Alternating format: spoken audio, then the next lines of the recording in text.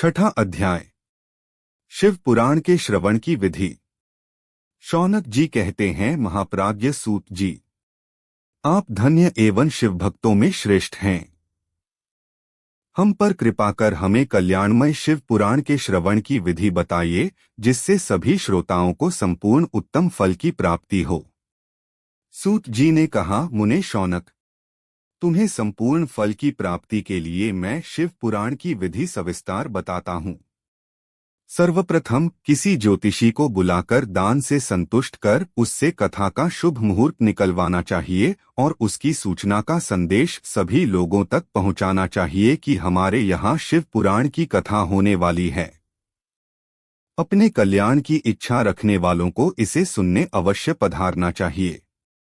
देश देश में जो भी भगवान शिव के भक्त हों तथा शिव कथा के कीर्तन और श्रवण के उत्सुक हों, उन सभी को आदरपूर्वक बुलाना चाहिए और उनका आदर सत्कार करना चाहिए। शिव पुराण सुनने के लिए मंदिर, तीर्थ, वन प्रांत अथवा घर में ही उत्तम स्थान का निर्माण करना चाहिए।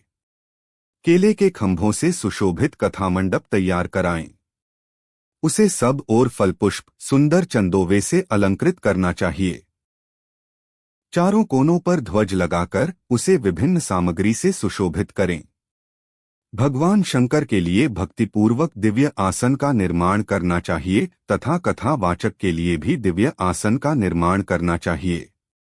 नियमपूर्वक कथा सुनने वालों के लिए भी सुयोग्य आसन की व्यवस्था करें तथा अन्य लोगों के बैठने की भी व्यवस्था करें।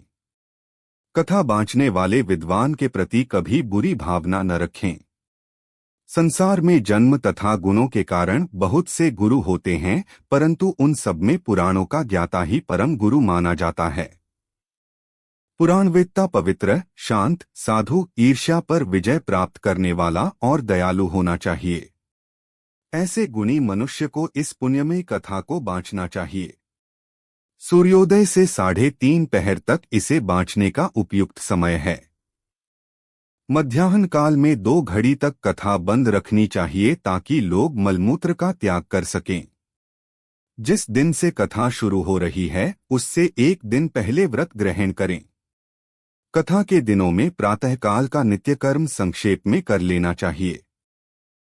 वक्ता के पास उसकी सहायता हेतु एक विद्वान व्यक्ति को बैठाना चाहिए जो कि सब प्रकार के संशयों को दूर कर लोगों को समझाने में कुशल हो।